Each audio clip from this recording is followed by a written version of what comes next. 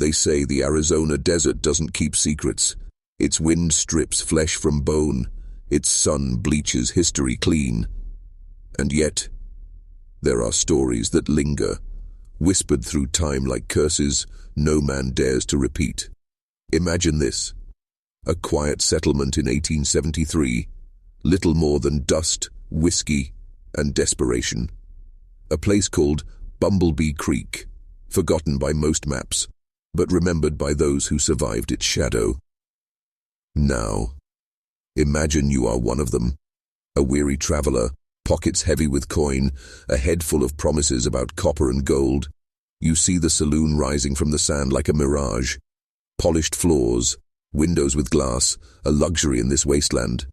And waiting for you inside, two sisters, smiling, civilized, offering warmth, food, a soft bed. But those smiles are masks, and those beds are coffins dressed as comfort. This is no ordinary saloon. This is the Copper Queen, and the women who ran it were not what they seemed. Margaret and Elizabeth Mackenzie, 27 and 25 years old, educated, articulate, refined, yet appearing in Arizona as if conjured from smoke. No records, no history, no trace of Missouri roots, they claimed. They walked into a lawless territory with cash, property deeds, and a plan so precise it required blood to fuel it. Men came here to drink, to gamble, to rest their weary bones before pushing deeper into frontier wilderness. But some of them, investors, bankers, attorneys, never made it past the Copper Queen's doors. They vanished. Their luggage remained. Their letters stopped. Their golden bank drafts gone.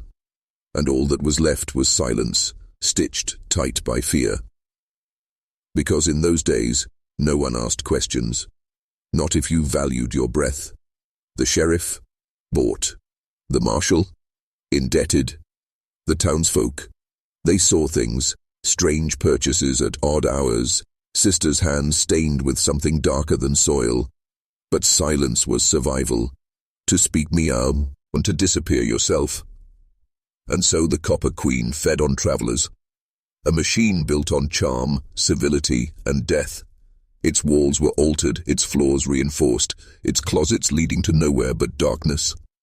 This is not folklore. This is documented. Buried in archives, uncovered by investigators decades too late. Arizona's desert didn't swallow these men whole. They were processed, chosen, sacrificed in a system run by women who understood one terrifying truth. In the Wild West, the most dangerous predators weren't always the men with guns. Before we go deeper, do one thing: subscribe, hit that bell, and tell us in the comments which city and state you're listening from right now. Because trust me, by the time you finish this story, you'll realize why knowing where you stand matters more than ever. Picture this: a two-story saloon at the edge of the desert, glowing like a beacon for travelers too tired to question its perfection. But inside, the Copper Queen was more than a saloon. It was an engineered trap, a structure redesigned with purpose. Every wall, every hidden space, every locked door was part of a silent machinery of death. The building had been purchased in cash, no loans, no hesitation. The sisters immediately hired carpenters and masons, paying far above the going rate, demanding strange alterations. A false wall here, a reinforced floor there, closets that opened to nothing, and one peculiar request: a hidden chamber carved into the earth behind the premium rooms. A wardrobe was fitted against that wall, its back panel concealing a passage into the darkness. The workers thought little of it. On the frontier, paranoia was common. Maybe they fear Apache raids, one carpenter wrote later. But what the sisters feared was discovery, and what they desired was control. Think about that.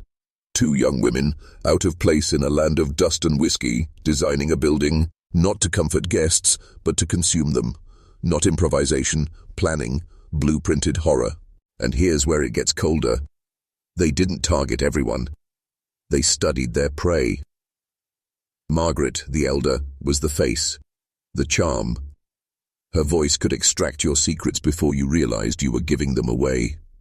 What mines you owned, how much money you carried, who might miss you if you vanished. She wasn't flirting, she was profiling, a predator disguised as a hostess. Elizabeth, the quiet one, moved in silence. Eyes that didn't blink, hands that wrote down every detail Margaret uncovered. She ran the rooms, the meals, the accounts, and later, the eliminations. Guests described her as unsettling, a shadow that appeared in doorways, listening, watching. They had a system. The Copper Queen offered ordinary rooms for the miners, drifters and cowboys, the men whose lives were already half spent. But for bankers, merchants, investors, men of wealth and status, the sisters reserved the premium rooms.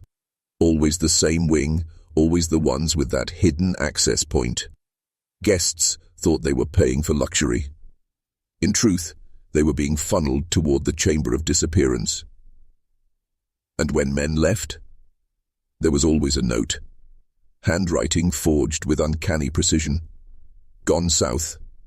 Changed my plans. Don't worry. But wives back home, business partners in the East, they would later swear that wasn't his hand. This is what makes the Copper Queen terrifying. It wasn't chaos. It was order. Cold, surgical. Every disappearance written into a ledger. Every lie rehearsed. Every life measured in yield. The desert always takes its payment. No matter how carefully you bury a secret, the land will eventually unearth it. For the Mackenzie sisters, the first tremor of exposure came in the spring of 1874, when a storm broke the banks of Bumblebee Creek and carried with it more than mud and stone. A freight driver, guiding his wagon after the rains, noticed something pale jutting from the eroded creek bed. At first he thought it was a cow bone, but when he tugged it free, the length, the shape, it was human, a femur, heavy, weathered, and it was not alone. The sheriff's men dug further, unearthing partial remains of 2 men. No boots, no hats, no weapons, no identifying effects, just bodies stripped down to anonymity and tied at the wrists with cord. The official report was clinical, dismissive. Cause of death undetermined, likely violence related to gambling or robbery. But one deputy, James Corian, wasn't satisfied. His personal journal, decoded nearly a century later, tells a different story. Same cordage as used in Copper Queen curtains. Coincidence? Maybe. But Corian's instincts screamed otherwise. Think of that. The first real proof that something was wrong at Bumblebee Creek, and it was buried, literally and bureaucratically. The sheriff waved it off. Why? Because whispers in town already spoke of debts, bribes, loans from Margaret Mackenzie to men of authority. The system had been purchased, like whiskey at the bar, and so the bones were quietly reburied in Prescott, nameless, voiceless, their story folded into the silence. But the desert doesn't forget, and neither did Corian. He began watching, recording in private. His notes revealed a chilling pattern. Margaret always engaging men of means, always those traveling alone. Elizabeth always preparing the far rooms herself, never allowing anyone else inside. Purchases made at odd hours, saws, shovels, soap, coal oil, stains on gloves, odd smells dismissed as roof leaks. Corian wrote, "Something very wrong at Bumblebee Creek. Davis tells me to let it rest. But I know these women are feeding on more than coin." Imagine being that deputy, surrounded by silence, superiors compromised, your own life dangling by a thread if you speak too loudly. He carried his suspicion like a loaded gun, but he knew, if he fired it too soon, the recoil would end him. And so the Mackenzie sisters continued. Their trap stayed open, their rooms stayed polished, their smiles stayed warm. Men kept walking through their doors, unaware that the desert had already written their names in its dust. By now, you see the pattern. The Copper Queen was not a saloon. It was a trap disguised as hospitality.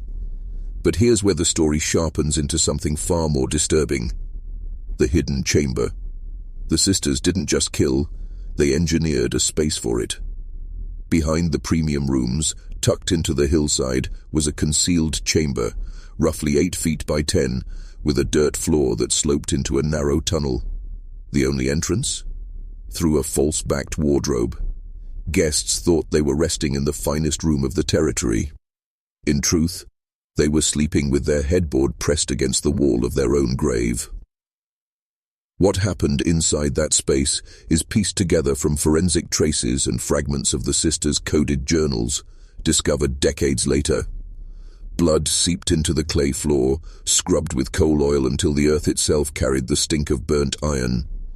Metal rings, set into the walls, testified to restraint, and the tunnel, 30 feet of crawling darkness, led to the creek bed, where seasonal floods became accomplices, erasing what the sisters left behind. But here's what chills the blood more than the mechanics: the psychology. Margaret the Elder insisted on speaking with their chosen prey before the procedure.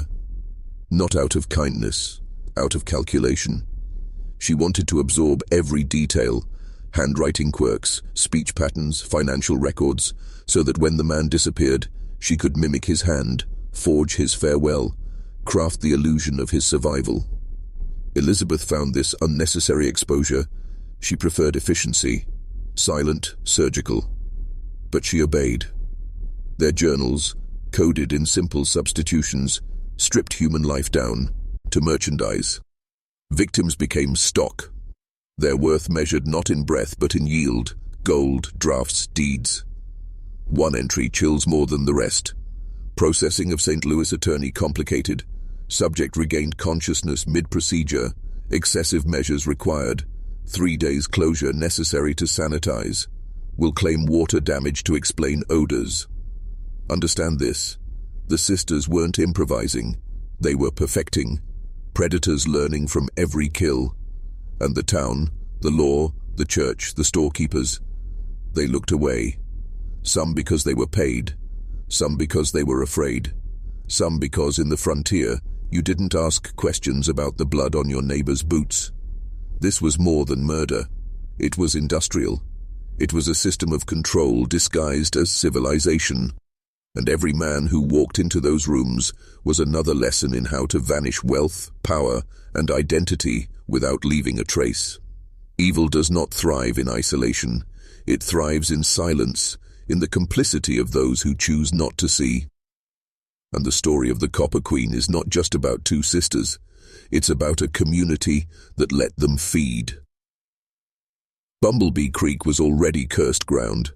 A place for miners on the run, drifters hiding from warrants, men seeking anonymity. People there knew the cost of curiosity. You minded your own business if you wanted to keep breathing. That's what made it the perfect hunting ground. Neighbors saw things. Harriet Schultz, whose father owned the general store, later recalled, "Every time a wealthy guest stayed at the Queen, Margaret showed up the next day with strange requests. Soap in bulk, coal oil by the gallon, once a shovel and a saw late at night. Father noticed her gloves were stained, and after that she always wore them. He said nothing. To accuse the sisters was to sign your own death warrant. The bartender noticed too. He testified years later that Margaret had a way of locking onto certain travelers. Always the ones with money, always alone. She'd ply them with conversation, learning details that seemed harmless, until you realized those details were later used to forge letters, excuses, entire false lives." He said, "Her eyes didn't just look at you. They searched you, stripped you." He poured drinks. He held his tongue. And the law bought. Sheriff Davis took a loan from Margaret to cover his gambling debts. When Deputy Corian whispered his suspicions, Davis told him to bury it. One man saw the truth and scribbled it in cipher. The rest drowned it in whiskey and coin. Even the church accepted donations from the sisters. Politicians praised them as refined women civilizing the frontier. The Copper Queen became a model of progress in official letters. Imagine that. While men were being chained to a wall and bled for profit, their killers were celebrated as pioneers of virtue. Understand this, because it's not just history. It's the same pattern repeated across centuries. Corruption cloaked in refinement, violence disguised as progress, predators shielded by institutions. Evil doesn't need to hide, it just needs enough people to look the other way. And in Bumblebee Creek, everyone looked away, until the desert, restless and merciless, began to push its secrets back to the surface. 7 men. That's the number the territorial records quietly hint at between 1873 and 1874. 7 men of means, gone without a trace. Each one, last seen alive at the Copper Queen. The first was Gerald Whitman, a mining investor from San Francisco. He wrote to his wife about the surprisingly civilized establishment run by 2 sisters. Days later, silence. His luggage turned up in the Copper Queen storage. The sisters produced a note, allegedly in his hand, claiming he'd gone east-south. His wife swore the handwriting was forged. His $5,000 in bank drafts vanished. Next was Robert Cartwright, a banker from Chicago. He carried a portfolio of letters of credit. Margaret entertained him personally. Elizabeth carried his bags upstairs. By dawn, he was gone. Another forged note. The investigation? Dismissed as men abandoning old lives for new opportunities. His portfolio was never recovered. And then William Stanton, a manufacturer from Philadelphia. His final letter mentions Margaret by name, how she drew from him details about his business, his sons, even his wealth. He found himself speaking more freely than he ever would with a stranger. That was the last time anyone heard from him. One by one, these men entered the Copper Queen with futures to claim, and left only as stains in the soil. Not vagrants, not nameless drifters. Men with families, property, reputations. Erased so cleanly that even official inquiries crumbled into dust. Why? Because the sisters didn't just kill, they erased. They understood the mind. Margaret's charm disarmed suspicion. Elizabeth's precision forged the documents. Together they created a psychological trap as binding as their hidden shackles. Once chosen, a man's fate was sealed long before the opium touched his glass. And here is where you, the listener, must decide something. Because once you hear this knowledge, you cannot go back. You see the machinery. You see how refinement hides corruption. How institutions, law, church, commerce, serve silence before truth. If you're still here, if you're ready to claim your place among those who don't look away, I want you to comment 2 words below. I see. Write it twice. Once for who you were before this story. Once for who you are after. Lock it in. Prove you are awake. Because from here forward, the descent grows darker. The chamber is open. The smell of coal oil is in the air, and the next revelations will not let you sleep. The Copper Queen's hidden chamber was not a rumor. When investigators finally breached it decades later, the earth still breathed the memory of violence. Coal oil stains, fragments of chain, the iron rings hammered into stone. This was not improvisation, this was infrastructure. And the sisters called it processing. Margaret's ledger, written in cipher, broke human life into cold arithmetic. Victims weren't described by name, but by yield. St. Louis attorney, 3,200. Cartwright, 5,800. Stanton, 7,100.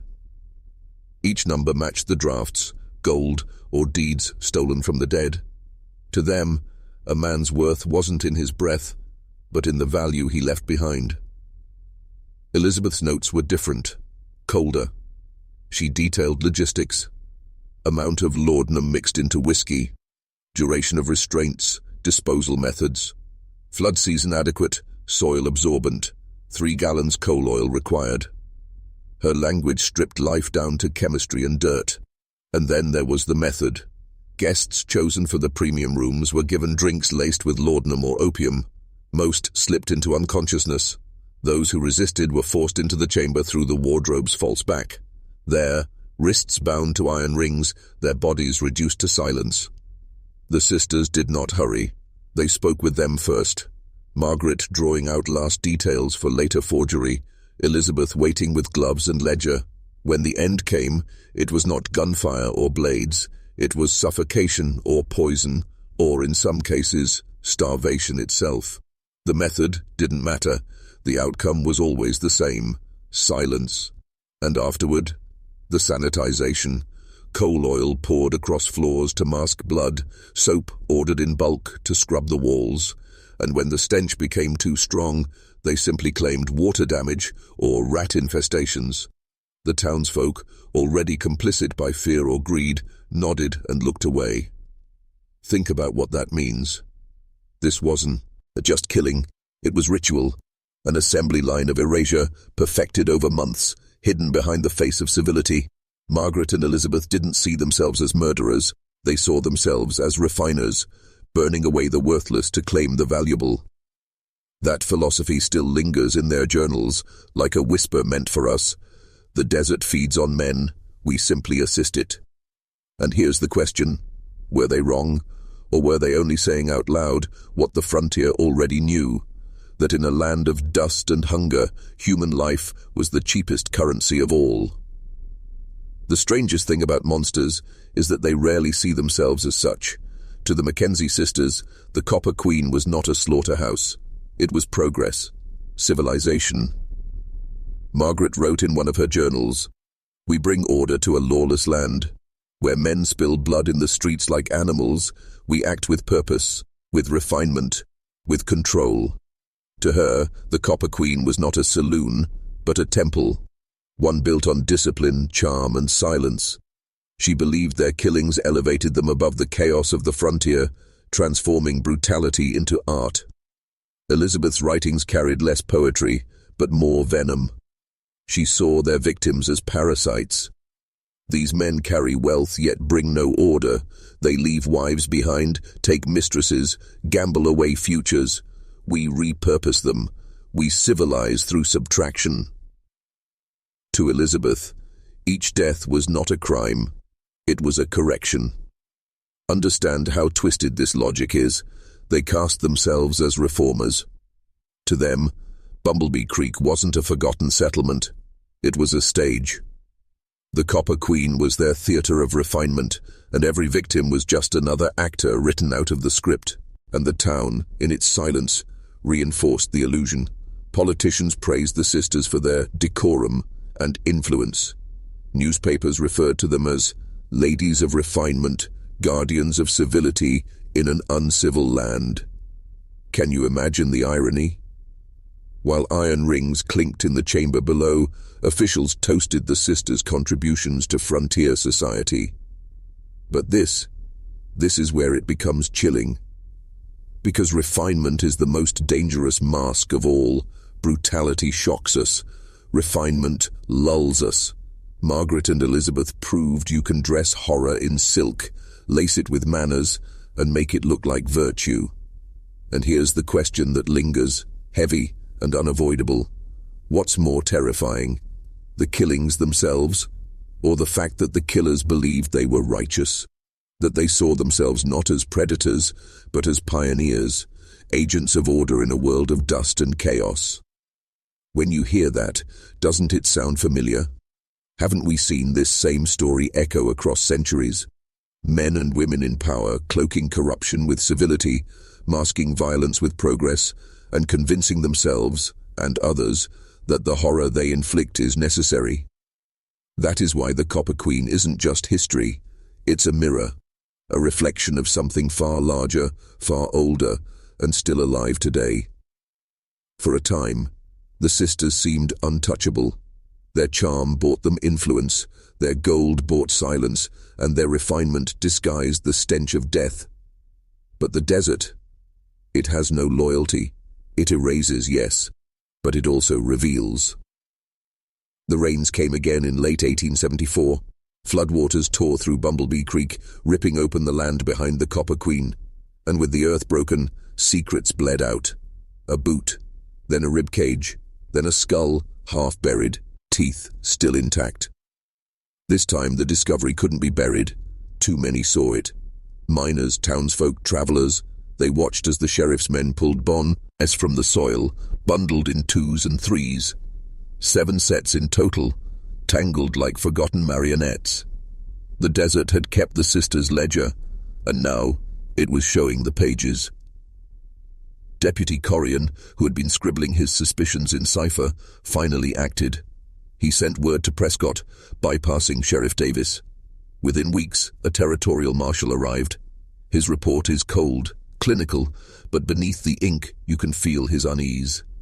He describes the chamber, the iron rings, the coal oil, and he writes, "No ordinary establishment, purpose-built for concealment, restraint, and disposal. Not a saloon, not a home, a machine." The sisters, of course, denied everything. Margaret played the role of the wounded hostess, claiming persecution, insisting that the remains were evidence of Apache raids or old outlaw violence from before their arrival. Elizabeth stayed silent, eyes fixed on the marshal, like a predator biding her time. But silence was no longer enough. The town, once complicit, now whispered in panic. Mothers pulled their children from the streets. Men who had once praised the sisters now avoided their gaze. And the sheriff, cornered by his own debts, turned on them, offering records of their loans as proof of influence. For the first time, the Copper Queen stood naked. The charm had cracked. The refinement had rotted. Beneath it all was only the chamber, the ledger, and the bones. And yet, listen carefully, justice was not swift. The case against them dragged, twisted by politics, delayed by fear. Witnesses vanished, records burned. For every piece of evidence uncovered, another was conveniently lost. It was as if the frontier itself wanted their crimes half forgotten, blurred into folklore. But the bones had spoken, and once the desert speaks, it never falls silent again. When the marshal's report reached Prescott, it should have ended the story. 2 women, accused of orchestrating disappearances, their chamber of death exposed, their ledger decrypted. It should have been enough to break the illusion. But this was the frontier, and in the frontier, justice was never clean. The trial was a spectacle. Crowds gathered not for justice, but for the novelty. 2 refined women, accused of crimes usually reserved for outlaws with guns. Margaret played her role flawlessly, dignified, articulate, wounded. She spoke of slander, of men eager to destroy women who dared to run a business with independence. She accused the marshal of misogyny, the townsfolk of jealousy. And the jury, 12 men, all vulnerable to her charm, listened. Elizabeth said almost nothing. She stared at the courtroom with a predator's calm, her hands folded neatly, her eyes never breaking. Reporters described her as cold, like a reptile basking in the sun. One wrote, "Margaret fights to survive. Elizabeth does not care if she burns." The evidence was strong, but the system was weak. Witnesses disappeared, deputies changed their stories. Sheriff Davis, once a key accuser, was found dead before he could testify. His body discovered in a ravine, throat cut, labeled as suicide. The ledger itself vanished from the courthouse archives, replaced with blank pages. And then, just like that, the sisters were gone. The official record claims they were transferred to Prescott for sentencing, but no prison log shows their arrival. No execution record exists. No grave was ever marked. Some claimed they bribed their guards and slipped into Mexico. Others swore they were hanged in secret. The record destroyed to protect reputations. And then there are the whispers, the ones too strange to dismiss, that Margaret and Elizabeth simply walked out of Bumblebee Creek one night, dressed in black, and were never seen again. The Copper Queen was shuttered, its walls torn down, its timbers burned, the land returned to dust. But the stories lingered.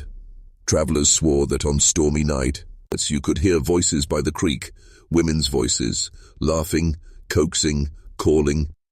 And some swore that if you slept near the ruins, you would dream of a wardrobe, with a door that opened into darkness. The sisters vanished, but the Copper Queen never died. It became legend, a whisper in Arizona's veins, a reminder that refinement can be a mask, that progress can hide rot, and that sometimes the most dangerous predators wear silk gloves. The Copper Queen is gone now, its timbers rotted, its foundations swallowed by the desert, but the story of Margaret and Elizabeth Mackenzie, their charm, their ledger, their chamber, still breathes.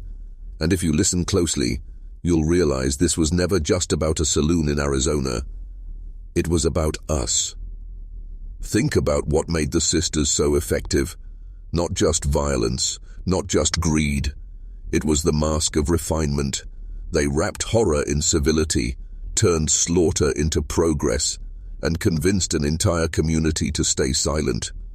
The law looked away. The church accepted their donations. Politicians praised their influence. The town, out of fear or convenience, let evil grow because it wore silk gloves. Now look around you. Has anything changed? Do you really believe predators are gone? Or have they simply learned to dress better, to smile more convincingly, to hide their chambers behind glass towers and boardrooms? How many Copper Queens still stand, refined, polished, praised, while something unspeakable rots behind their walls? That is the curse of the Copper Queen. It's not just a ghost story, it's a mirror, a warning, that the greatest horrors are never committed by monsters in the shadows. They are committed by those who look civilized, those who smile, who shake hands, who tell you it's all for your own good. So the question is, do you see it? Do you see the pattern? Do you see how easily charm erases suspicion, how refinement blinds judgment, how silence feeds predators? If you do, leave one final phrase in the comments below. The chamber is open. Let it be a signal. Let it be a reminder that you saw the mask slip, that you did not look away. Because some say the sisters were hanged in secret. Others believe they slipped across the border. But the desert keeps whispering. And on stormy nights, if you stand where the Copper Queen once stood, some claim you'll hear it too. Not a voice of the dead, not a ghost from the past, but a truth that has never left us. Refinement hides rot, charm hides teeth, and the Copper Queen never really closed.